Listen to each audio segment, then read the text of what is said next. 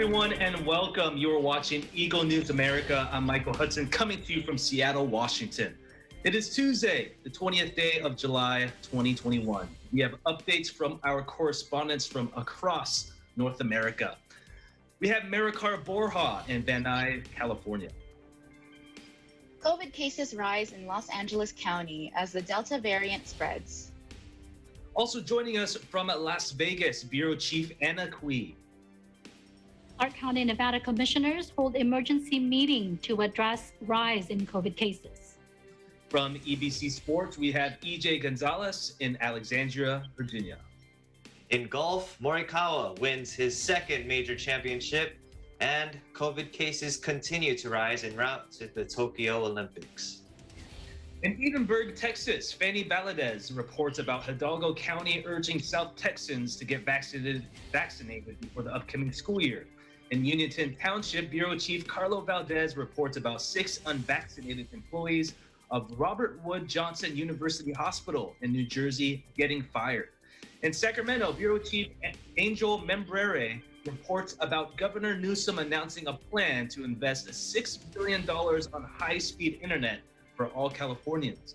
And for EBC Food, Aika Era shares with us her recipe for bruschetta. Plus, for our roundtable today, we will talk about our occasional junk food indulgence.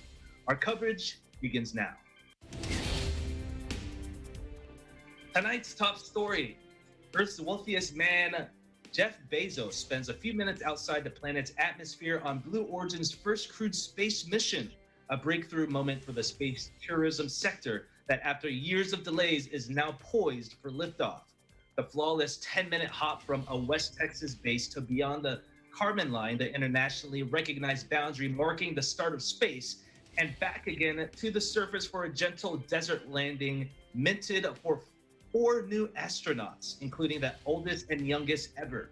Bezos says afterwards that, like those who had gone before him, he was amazed and awestruck by the Earth and its beauty, but also its fragility. What we're doing is the first step of something big. And I know what that feels like. I did it 3 decades ago, almost 3 decades ago, with Amazon. And big things start small. But you can tell when you're onto something. And this is important.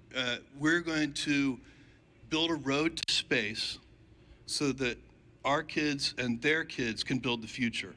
And we need to do that. We need to do that to solve the problems here on Earth. Very exciting. Virgin Galactic founder Richard Branson crossed the final frontier on July 11th, narrowly beating the Amazon magnate in their space battle of the billionaires. Blue Origin sites, however, are set higher, both in the altitude to which its reusable New Shepard craft ascends compared to Virgin's spaceplane, and in its longer-term ambitions. In other news, White House Press Secretary Janet Psaki says the United States holds China's Ministry of State Security responsible for, and I quote, malicious cyber activities, and I end quote, and reserves the option to take additional actions in response.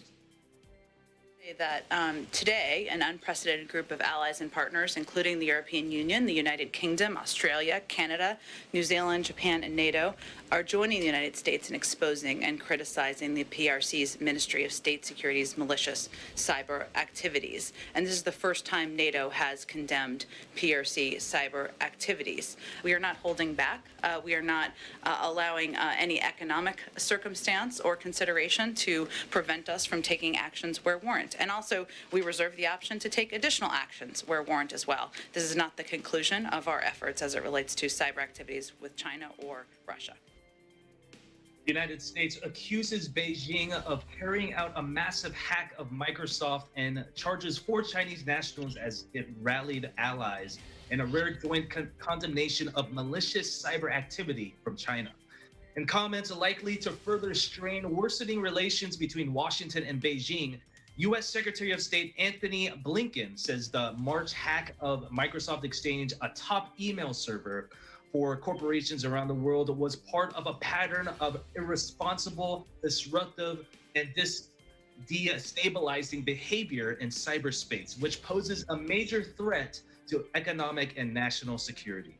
In a statement, Lincoln says China's Ministry of State Security, or MSS, has fostered an ecosystem of criminal contract hackers who carry out both state-sponsored activities and cybercrime for their own financial gain. In a simultaneous announcement, the U.S. Department of Justice says 4 Chinese nationals have been charged with hacking the computers of dozens of companies, universities, and government bodies in the United States and abroad between 2011 and 2018. Meanwhile, China strongly requests the U.S. drop the charges over 4 of its nationals over the March cyber attack on Microsoft Exchange after saying the U.S. allegations were fabricated. China's Foreign Ministry spokesperson Zhao Lijian says the so-called technological details released by the U.S. do not constitute a complete list of evidence. He says the U.S., in fact, is the world's biggest source of cyber attacks. China says if NATO really cares about cybersecurity, then it should act as it speaks about defending peace in cyberspace instead of preparing the war in cyberspace. Lijian adds that introducing military alliance into cyberspace not only does little to achieve its own security, but it may instead provoke a cyber arms race and enhance the risk of frictions and conflicts in cyberspace and undermine international peace and security. China also urges Lithuania to adhere to the One China principle as Taiwan announces to establish its representative office under the island's own name in the Baltic country. Now, for today's COVID-related news, Peru, which has a high femicide rate, has seen an alarming rise in the number of missing women during the pandemic, with as many as 8 disappearances per day at the start of COVID-19 restrictions in 2020. Patricia Acosta, whose 23-year-old daughter and 2 granddaughters have been missing for 5 years, says there is no drastic sanction. There is no life sentence for murdering a woman. Ileana Rivalar Ananos, women's rights deputy in the Ombudsman office, says that there is no explicit explanation because there is no information about it. She says there is no information that tells how many of them have been found, how many have been investigated for human trafficking, and how many have been victims of rape, how many have returned home, and what is the real figure for the disappearance of women. She worries there are organizations out there behind this because there has to be a link between what is happening with the disappeared women, what are the trafficking networks behind them, because even when borders are closed, the phenomenon has continued to occur. Queues form outside testing clinics in Adelaide while shoppers in the center of the city prepare for lockdown. After Adelaide becomes the latest in a string of Australian cities to announce stay-at-home orders because of a COVID-19 outbreak. The state of South Australia, of which Adelaide is the capital, says it would join Sydney and Melbourne in locking down from 6 p.m. on Tuesday after 5 local cases have been detected. Frustrated residents and workers say another lockdown will add to the already heavy toll on not only the people's economic state, but also on their mental and emotional health. I'm not going to make any money. I'm broke. Yeah. And it's just not believable because they've never been sincere about it. Every lockdown they say 7 days. It's been going on for over a year. And it's just not sincere. It's not honest. I spent all my money on music equipment yesterday that I won't be able to use. I feel sorry for my housemates already. But it's just more the mental toll it has on everyone. We're shutting down for 7 days, so everything here is going to die if it doesn't sell today, pretty much. So we're not only losing money for the next 7 days, we'll be losing the money that we've already spent for flowers at the moment.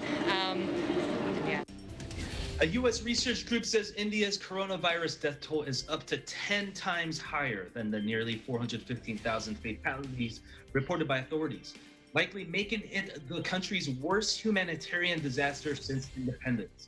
The Center for Global Development Studies estimate is the highest yet for the carnage in the South Asian nation of 1.3 billion people, which is emerging from a devastating surge partly fueled by the Delta variant in April and May. The study, which analyzed data from the start of the pandemic to June this year, suggests that between 3.4 million and 4.7 million people had died from the virus. The researchers say true deaths are likely to be in the several million, not hundreds of thousands, making this arguably India's worst human tragedy since partition and independence. India's official death toll of just over 414,000 is the world's third highest after the United States' 609,000 fatalities and Brazil's 542,000. Experts have been casting doubt on India's toll for months, blaming the stressed health service rather than deliberate misinformation. Several Indian states have revised their virus tolls in recent weeks, adding thousands of backlog deaths. Here's today's COVID-19 numbers. According to the Coronavirus Research Center of Johns Hopkins University of Medicine, as of 6 p.m. Eastern Time Sunday, July 20th, 2021, the number of cases of COVID-19 reported worldwide is now more than 191,057,000. Top three on the list of countries with recorded cases. We have the United States, which is over 34.1 million. We have India, who we just spoke about, over 31.1 million. And also at number 3, Brazil, over 19.3 million. The virus has now already claimed more than 4,099,000 lives worldwide. Top 3 countries with the most number of COVID-19 related deaths are, we have the United States, more than 60,000, Brazil, more than 542,000, and India, more than 414,000. Total vaccine doses administered worldwide is now at 3,658,960,410. Up next, we have updates from Texas, Nevada, and California. Eagle News America continues after these moments.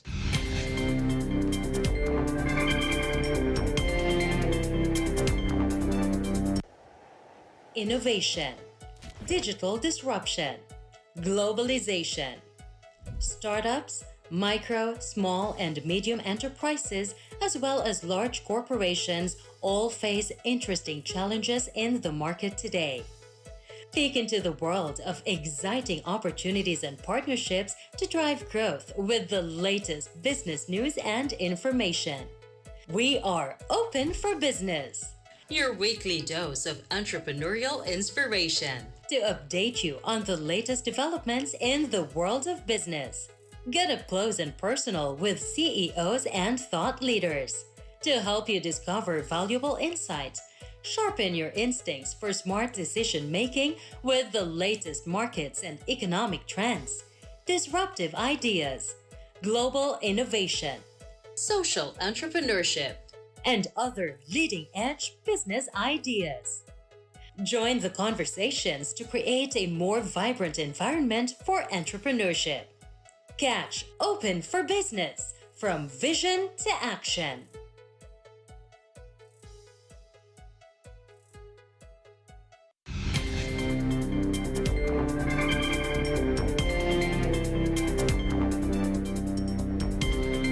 Hello, everyone. You're watching Eagle News America. I'm Michael Hudson, reporting from Seattle. There is concern with the sudden rise of positive cases here in Washington. According to the state's health department, the 7-day average for positive cases have been going up since the end of June, with 19 of the 39 counties in the state all rising. Tacoma-Pierce County Health Department Director Dr. Anthony Chen says this is clearly a preventable strategy right now. The obvious solution to this current uptick is to ensure that every resident is vaccinated, with roughly 70% of Washingtonians 18 years of age and above already getting the vaccine. It would make sense to increase that number in order for these positive cases to taper off. Zoe Shepard, who is from the city of Lakewood, originally did not want to get the vaccine, but now changed her mind. Shepard says she just wanted to wait and see the effect of the vaccine on her family and other relatives and how they'd react to it. With her family having no unfavorable reaction to the vaccine, Shepard decides to get the job. Currently, there have been 463,000 positive COVID cases, along with 6,096 deaths. The spread of the Delta variant is a cause for alarm across the country. In Los Angeles County, California, COVID cases are on the rise once again, and the Delta variant is being blamed for it. Joining us tonight is Eagle News correspondent Maricar Borja. How you doing, Maricar? Thank you, Michael. Hospitalizations due to COVID-19 rise in Los Angeles, with the notable increase of confirmed positive cases due to the more contagious Delta variant circulating throughout the county. As of yesterday, the Los Angeles County Department of Public Health announces a total of 528 hospitalizations due to COVID-19, which is a significant surge since the previous Monday with 372 hospitalizations and a month prior on June 15 with 218 hospitalizations. Public health officials also noted a 700% escalation in positive cases since the previous month, which is directly driving up the number of COVID-19 hospitalizations. Due to these growing public health concerns, the Los Angeles County Health Officer Order was updated just this past weekend, which became effective 11:59 p.m. last Saturday night. All Los Angeles residents, both vaccinated and unvaccinated, are again required to wear face coverings or masks in all indoor venues, such as retail places, grocery stores, entertainment centers, fitness gyms, movie theaters, restaurants, offices, and business establishments, including government buildings. This public health decision aims to contain, lessen, and stop the spread of the virus to prevent the county from moving backwards in this path of recovery when daily social interactions are more restricted. Barbara Ferrer, the LA Public Health Director, states, "The spread of the more infectious Delta variant through intermingling of unmasked individuals where vaccination status is unknown has caused a rapid spread of COVID-19 that is resulting in a significant increase in cases and hospitalizations. By wearing masks indoors at public places and work sites, we can get back to slowing the spread of the virus. Many businesses and work sites are doing their part by posting signs and asking employees and customers to mask up while indoors. Please do your part and cooperate. If you are not yet vaccinated, please know that we need you to take extra precautions. Since vaccines remain the most powerful tool for reducing spread, now is the time to get your vaccine. We need to bring down transmission rates so that when schools open next month, there is much less risk. Currently, there are still about 4 million residents in Los Angeles that have not yet been fully vaccinated, including the 1.3 million children under the age of 12 years old who are not yet eligible to be vaccinated." In Van Nuys, California, Maricar Borja, Eagle News. We live in interesting times. Back to you, Michael. Really appreciate the report, Maricar. So I had a few questions for you. So the first one is, are there any other exceptions to the face coverings mandate that just took in effect? Yes, Michael, there actually are. Those not required to wear face coverings when indoors are those with disabilities or other health conditions, and of course, children under the age of 2. Otherwise, everyone in the county is required to wear face coverings when entering inside a business establishment. This is for the protection of every Angelino. Michael? Got it. And then with that being said, what are your thoughts about wearing these masks inside grocery stores and movie theaters and shopping malls and things like that? Well, considering the spread of the Delta variant, I believe that this public health order was definitely necessary in keeping people and their families safe and, of course, protected as much as possible. As much as we want things to definitely go back to normal, we still have to be aware of what's happening and, of course, be responsible when going outside. Michael? Got it. And final question before you leave, can you share with us the current COVID-19 numbers in the county right now? Okay, so the Los Angeles County Public Health Department just released the COVID-19 numbers a few hours ago. There are 1,821 new positive cases, 5 deaths, and 554 hospitalizations. The test positivity rate is now at 4.8%, which is an increase of over 2.8% just 2 weeks ago. The county is hoping that with this updated face mask mandate, these numbers will hopefully decrease in the coming weeks. Michael? Got it. Well, hey, stay safe out there and we'll see you next time. Take care. You too. All right, let's head over to Nevada where COVID cases are also on the rise. Joining us tonight is Bureau Chief Anna Cui in Las Vegas. What do you have for us, Anna? Thank you, Mike. So yes, Clark County, Nevada commissioners held a meeting today. They actually called for an emergency meeting to address the surge in COVID cases here in Clark County, as reported by the Southern Nevada Health District. So this meeting was really prompted as the health district released a statement Friday stating that as COVID-19 case counts and the positivity rate continues to increase in the community, the agency is now recommending both unvaccinated and vaccinated people to wear masks in crowded indoor public places where they may have contact with others who are not fully vaccinated. And as you know, Mike, it's been an honor system, right? Ever since the CDC released that recommendation that no longer needed for vaccinated people to wear masks. So it's been an honor system. So now they are recommending that both vaccinated and unvaccinated to wear masks. Now, as mentioned by the officials, the goal of the meeting was to discuss next steps, to mitigate the virus. They want to address it because it is really surging here, and they own to their responsibility to protect the public's health, especially the employees and workers from different industries, ultimately save lives, but at the same time, to keep the community and the economy going. So here's Dr. Courtlaw from the Southern Nevada Health District giving an overview of the COVID cases here in Clark County. Let's listen. I just want to make a few points about what we're seeing here in Southern Nevada related to the COVID pandemic.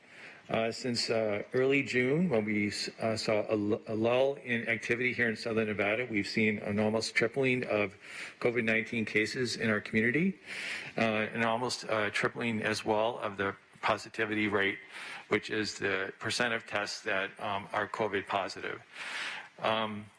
This is largely being driven by the Delta variant, which you have seen on the news is a much more contagious type of the COVID-19 virus than we were used to previously. So that Delta virus is accounting for the vast majority of cases here in Clark County. So Mike, there he mentions the two metrics, which is really important to be paying attention to, which is the increasing number of COVID cases and the increasing positivity rate. He mentioned both of those numbers have actually tripled. Our positivity rate as of yesterday, as of Monday, it's up to 13.8%. And he mentioned it's been a lull since early June, and back in early June, we were running about 3.4% in positivity rate. So those two metrics suggest, both increasing, suggest an upsurge in community transmission. So the concern is, according to Dr. Loff, is that because of that, we'll see a proportionate increase also in hospitalization and then ultimately an increase in mortality rate as well. He also mentioned that most of the cases here in Southern Nevada is being caused by the Delta variant. In another conversation, he mentioned that 80% of cases in Southern Nevada are caused by the Delta variant. And he wanted to remind everybody that, as he mentioned, it's more highly transmissible. And once we see that in the community, we're going to continue to see more and more infections. So one of the more important questions asked today by one of the commissioner to the doctor was, what steps is the agency doing now to try and prevent a need for further mitigation measures? Here's Dr. Loff again talking about efforts being made to try to curtail the spread of the virus. Let's listen. Yeah, so we're doing some targeted efforts in several zip codes in the Southern Nevada, where we've seen both high rates of COVID activity as well as low vaccination rates. And when I say targeted efforts, I mean making vaccine accessible in those areas by actually setting up clinics in those zip codes, making vaccine available for folks in those areas. We're also doing some very aggressive marketing efforts, as well as some social media campaigning as well to try to encourage and promote vaccination, and in doing so in such a way that we feel that the younger population especially would be more likely to take that messaging, if you will. So he mentioned the vaccination rate that really the vaccination is really the key for us, to be able to get ahead of the virus and get out of this pandemic. Right now, currently in Clark County, we are averaging just over 4,000 a day. And it was mentioned that we still need 160,000 people vaccinated to reach a goal of 70% of the eligible population to be fully vaccinated. So one of the commissioners made mention that if we're looking at 4,000 a day, then that will be another 40 days. I mean, if we stay at 4,000. The doctor was also asked, where are we seeing, like which population group? And those are the 12 and older. In the younger group is where we're seeing the least vaccination rate. In Las Vegas, Anna Clee, Eagle News, we live in interesting times. Back to you, Mike. Really appreciate the report. So I had a couple questions before you leave. So, based on the report, what's the decision of the county officials about implementing the mitigation measures? So there was no final decisions made today. It was basically a discussion, hearing from the Southern Nevada Health District, discussing the recommendation. So for now, they are highly recommending that everyone, vaccinated and unvaccinated, to start wearing masks again in public, indoor setting, especially the stores. So today they will be putting out messages to businesses to change their signage, because now you see businesses with sign that's saying if you've been vaccinated you don't need to wear a mask. So now they're going to have to send messages to them, directives to them to change their signage back to if you're unvaccinated or vaccinated, you need to wear a mask. It's not a mandate right now. At the end of their meeting, they've decided to come together again August 17 to have another conversation to decide on further mitigation measures. Mike.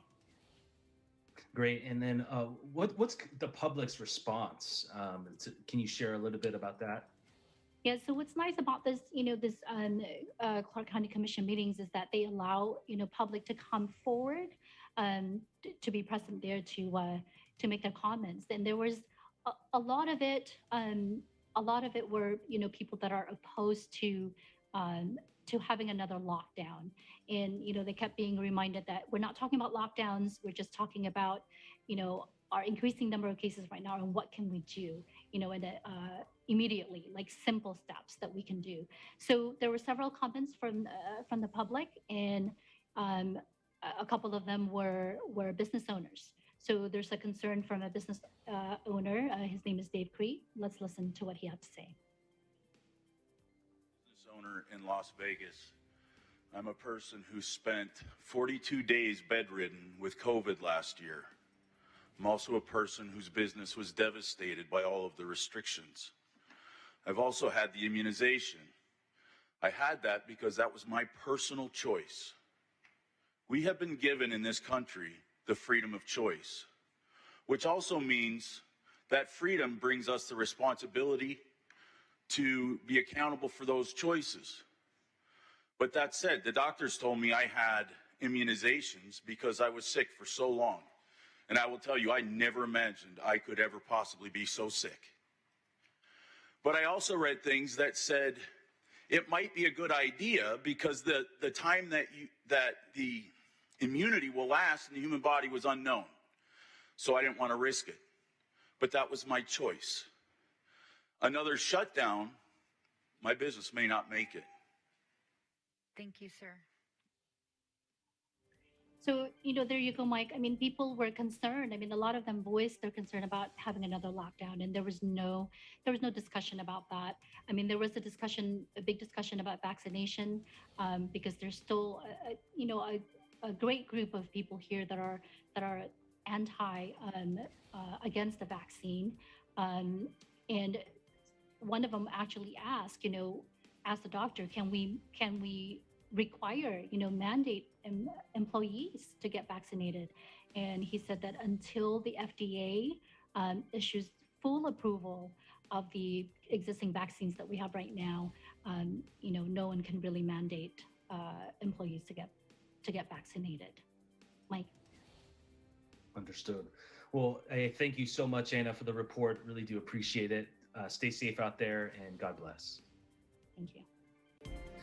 In Hidalgo County, Texas, community leaders and health officials are urging residents to get vaccinated against COVID before the school year 2021 through 2022 begins. Eagle News correspondent Fanny Valadez files this report. Hola and howdy from the Lone Star State.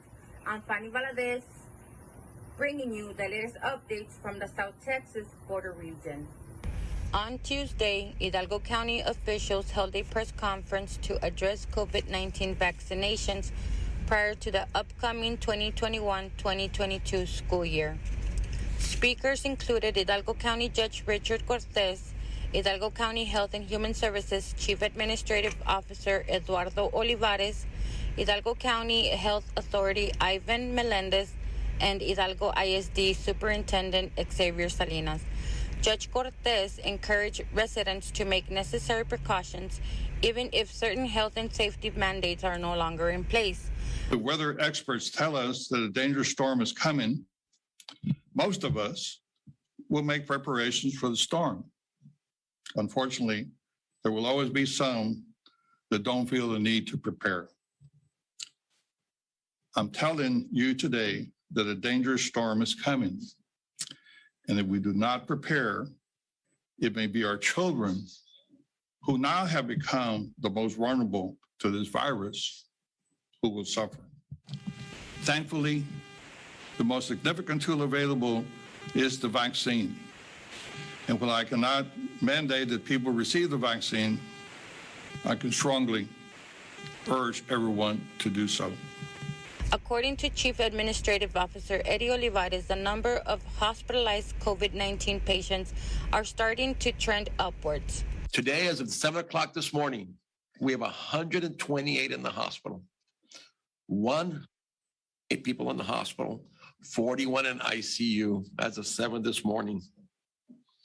If you think about that, that is, if I look at the week of July 11th through July 18th, since then, we've had an 88% increase in hospitalization and a 95% increase in our ICU admissions.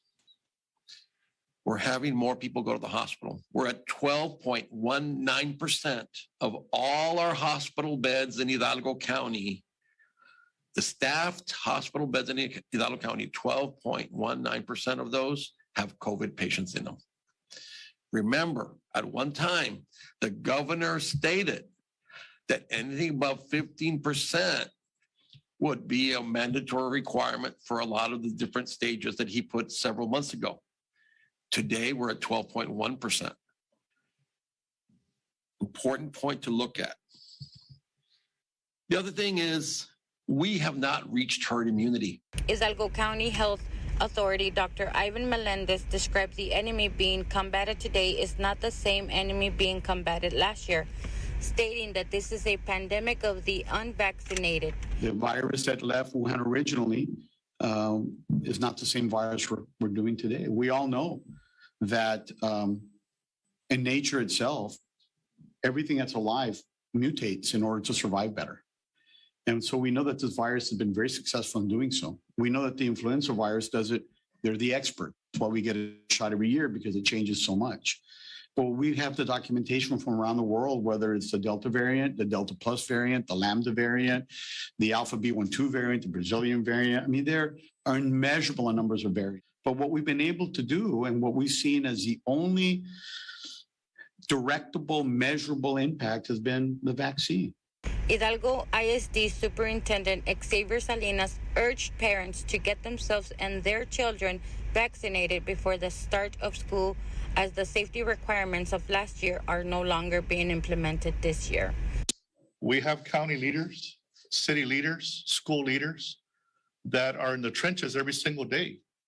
We know what needs to happen in our communities, in our school systems, in our cities to make it a safer environment. All I ask is for all of us, and the reason I call these 3 individuals, because together we're strong. We have a stronger voice.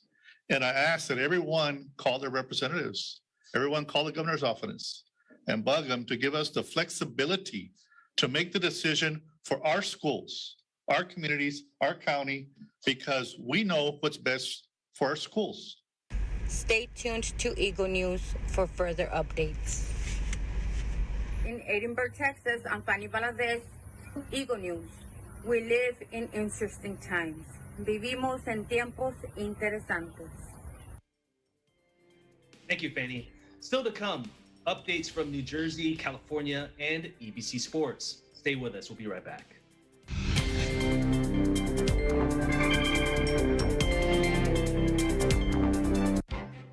Events happen around us all the time, in our community, in our country, around the world.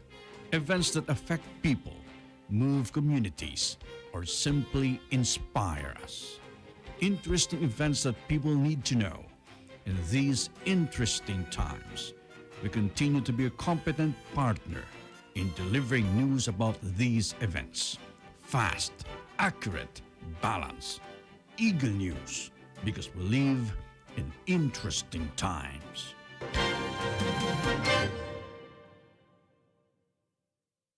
Ilang taon na tayo sa mundo, nakasulat na ba to sa libro? Ano magdulo, ikaw at ako? Hi guys! Ako po si CJ Novato at abangan niyo po ako bilang guest performer sa Letters and Music 1 to 2 p.m. Syempre, dito lang sa Net25. See you po!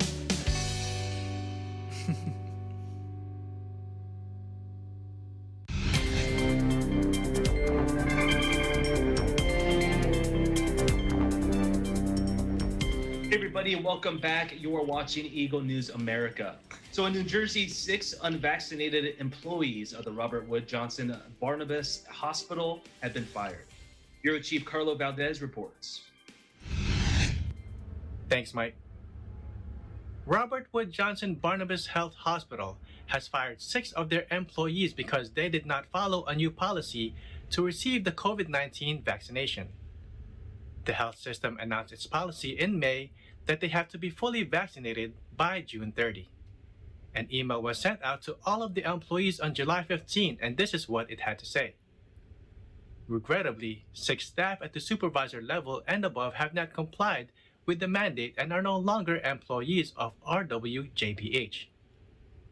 At Robert Wood Johnson Barnabas Health, we have an ethical and professional responsibility to protect our patients and ensure a safe, COVID-19 free environment.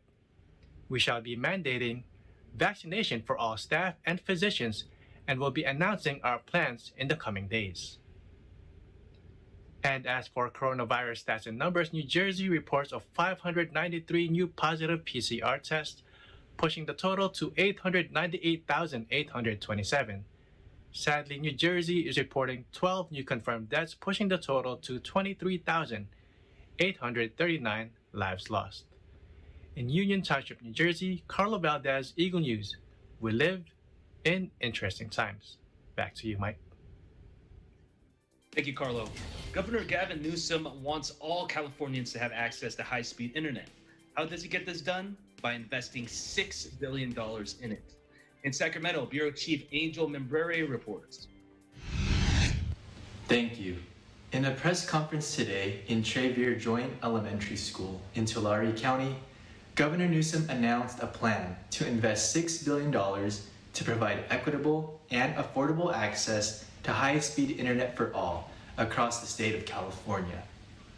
In this day and age, internet access is vital for so many individuals. Particularly during the pandemic, internet access was necessary for people to work, see their healthcare provider, or even attend schools. However, in some areas, particularly rural areas, access to the internet was a challenge. For this reason, Governor Newsom explains California's plan to provide high-speed broadband internet access to all and how this will help connect people and bridge the digital divide. Let's listen. There's nothing that distinguishes the kids at Traver Elementary from the kids down there in Palo Alto. Nothing except opportunity. Not inherently born a coder because you grew up in Silicon Valley versus the Central Valley. It's about opportunity. It's about access. It's about familiarity. And that's what this is about. And what a special day this is as well. We were just talking to the kids. I was inspired. I hope others were inspired as well by that quality of imagination that allows men and women to go to space. The oldest woman ever to go to space, and youngest men to ever go to space today. Space and back. And that avails itself to everybody that has a similar quality imagination and the tools of technology that help connect ideas and idealism together. And so that's the inspiration we bring to this moment. Yes, it's a utility, which can connote something in the distant past, but it's a utility to connect to the future in modern telehealth and medicine, the opportunity to imagine anew and reimagine a business idea, to connect in ways that you couldn't have imagined connecting. And so the issue of access and equity, those are the two words that bring us here today. And the spirit is that next generation that will be the beneficiaries of this historic landmark investment. In Sacramento, California, Angel Mumberry, Eagle News, we live in interesting times.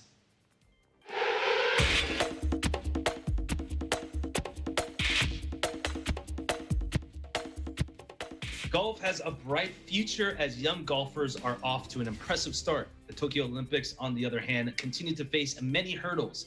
EJ Gonzalez has the latest news in the world of sports. EJ. Thanks, Michael. Yeah, so another major golf championship was at stake at the Royal St. George's Golf Course in the UK over the weekend. Entering the final round on Sunday, the final pairing hosted Louis Oosthuizen, who held the lead throughout the majority of the tournament, and Colin Morikawa trailing only by 1 stroke. Now, the two shared a lead after hole 4 when Oosthuizen made bogey, but momentum started to shift on hole 7 when Morikawa scored his first birdie of the day and Oosthuizen made yet another bogey. Now, Morikawa followed up the birdie on hole 7 with an additional 2 consecutive birdies on holes 8 and 9, which helped him lengthen the gap between him and the rest of the pool.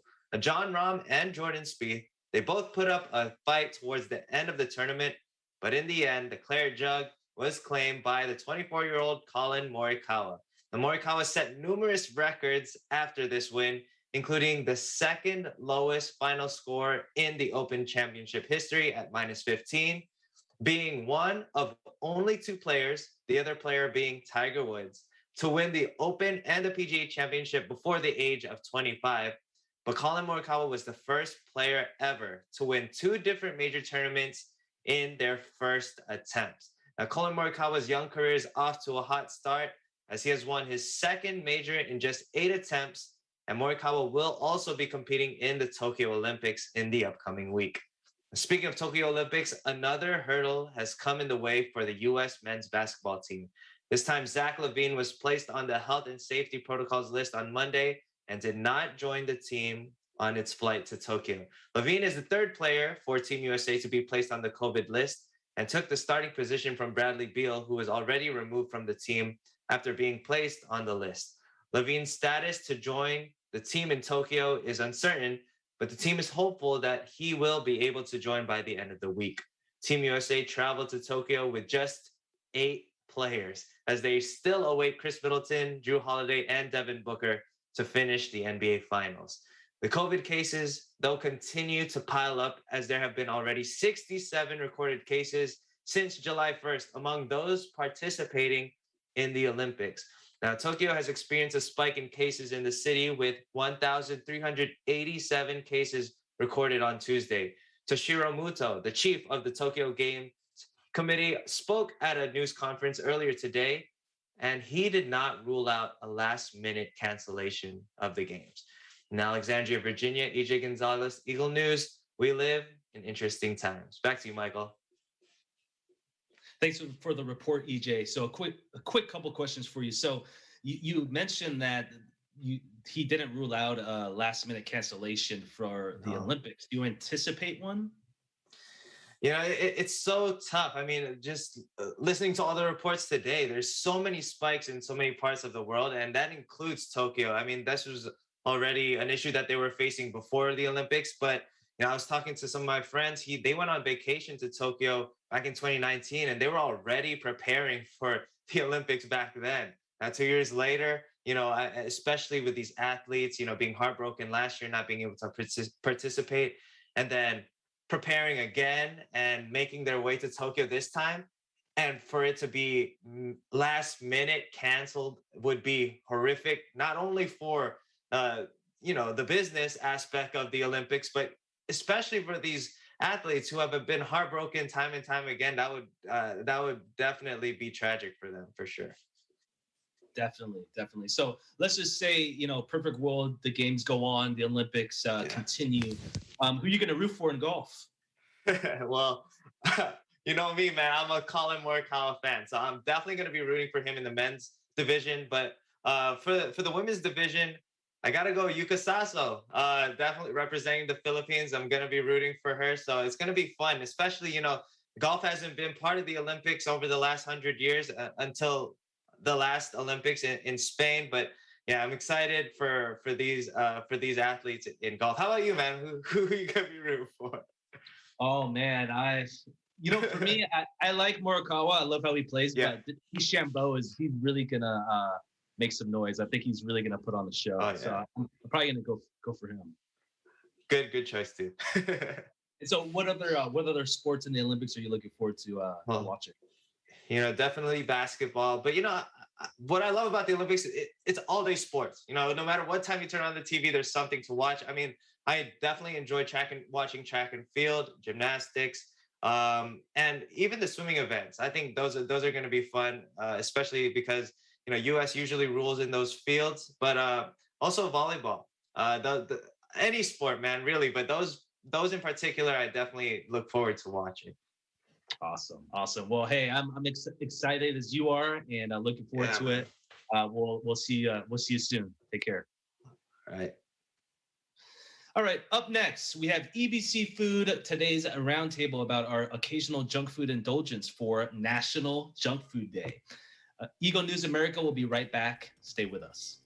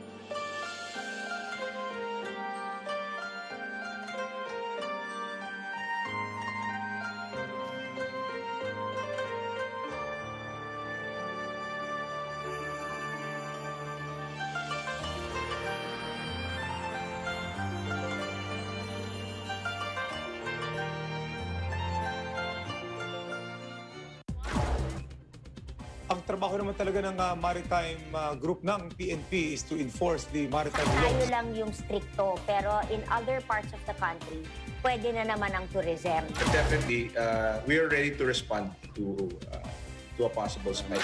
Sapagkat ang aming intensyon ay makatulong lang sa mga tao na wala talagang magamit na gamot. 92 voted for this resolution, which will make it stronger, calling on the Justice Department to come up with more stringent ways to be able to avert these hate crimes against Asian Americans. Mas marami po tayong magagamit ngayon na mga tools or mga equipment. Maraming salamat, Weng, at sa buong puwersa ng Balitalakayan sa pagkakataong ito. Tatalakayin ang mga pangunahing balita live sa teleradyo ng Net25 at Radyo Aguila DCEC 1062. Kasama si Weng de la Fuente sa Balitalakayan. We live in interesting times.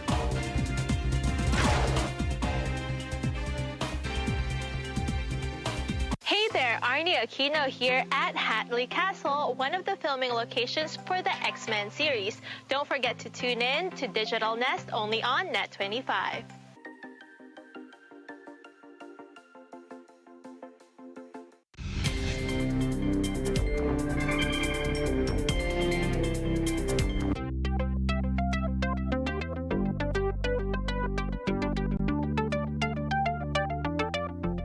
Tonight, Aika Era of our Sacramento team shares with us her lovely version of this Italian antipasto bruschetta. Let's take a look.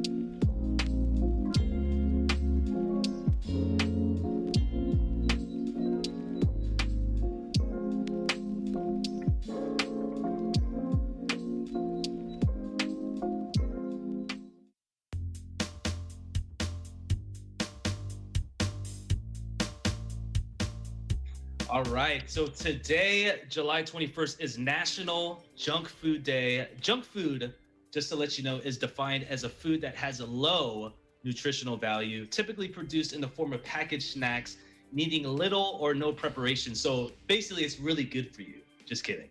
According to healthline.com, some examples of junk food is, your typical stuff like candy, cookies, donuts, cake and pastries, soda, sports drinks.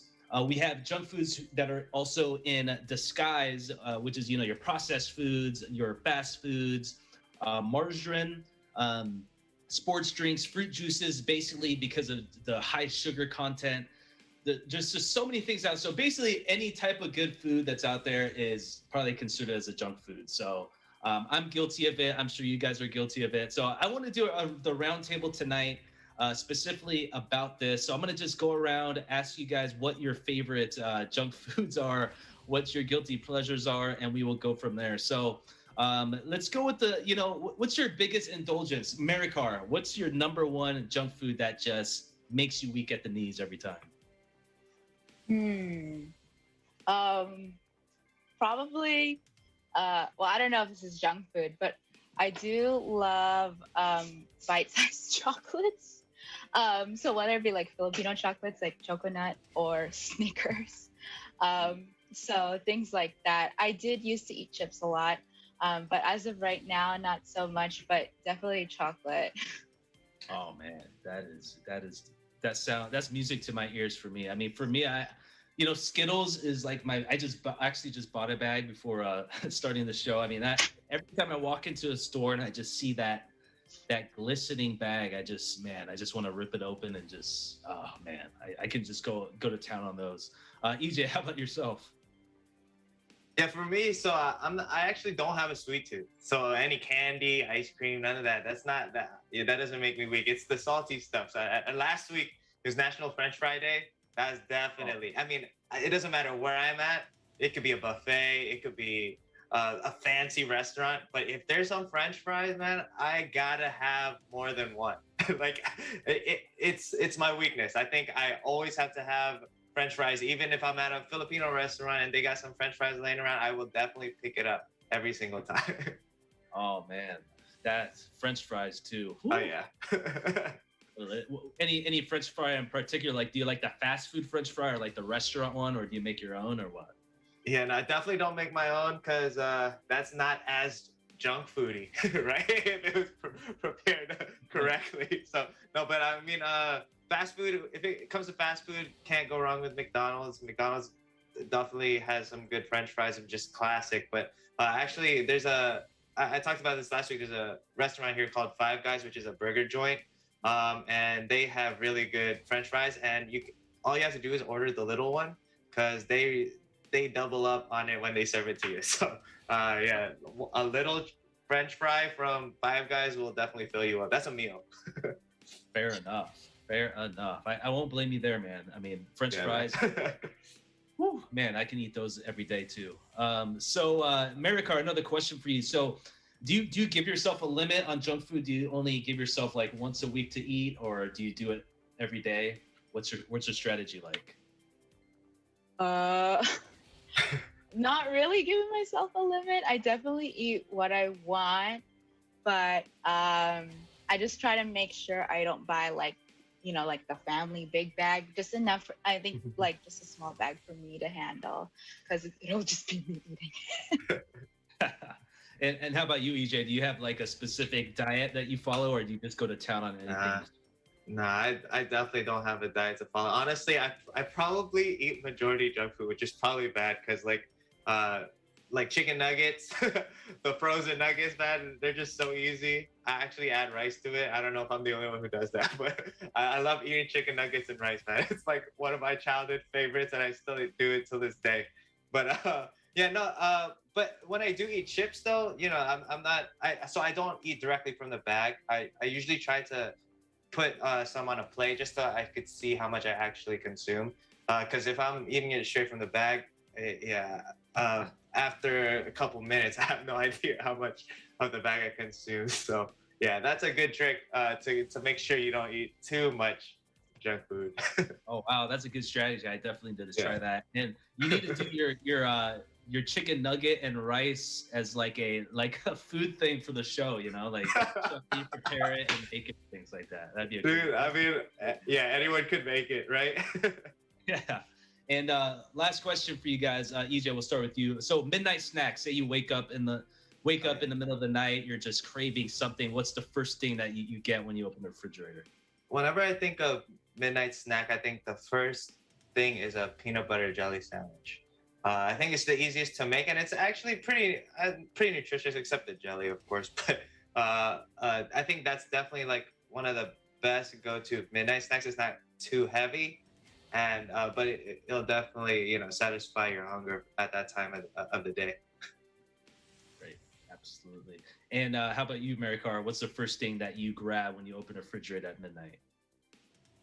Well, I would actually go in my freezer, probably like an ice cream sandwich, or we do have frozen pizza at my house, and sometimes if I'm willing to wait long enough, just cook that pizza in the oven. Dude, you don't eat it frozen? I eat my pizza frozen. No way. Man, I would have to say for me, man, if I open, usually I rarely wake up at midnight, but if I do, right. I mean, the first thing that comes to mind is cookies. Like I just have like either like an Oreo cookie or something, or like a chocolate chip cookies. Like I'll make them or something like that, or I'll tell my wife to make some for me. Nice. But yeah, sweet tooth. That's like my biggest weakness for me. So. Oh no. Funny. Yeah, it's funny that you say that, EJ. You don't have a sweet tooth because my wife. She's like she can definitely hold off like eating brownies and stuff, but she'll eat savory stuff all day. So. It's crazy, but at the end of the day, we're human. Hey, God created junk food, so I'll indulge. Gotta enjoy. But anyways, hey, thanks for joining the roundtable tonight, guys, and thank you so much for watching. This is Eagle News America. Thanks for joining us. I'm Michael Hudson. We live in interesting times.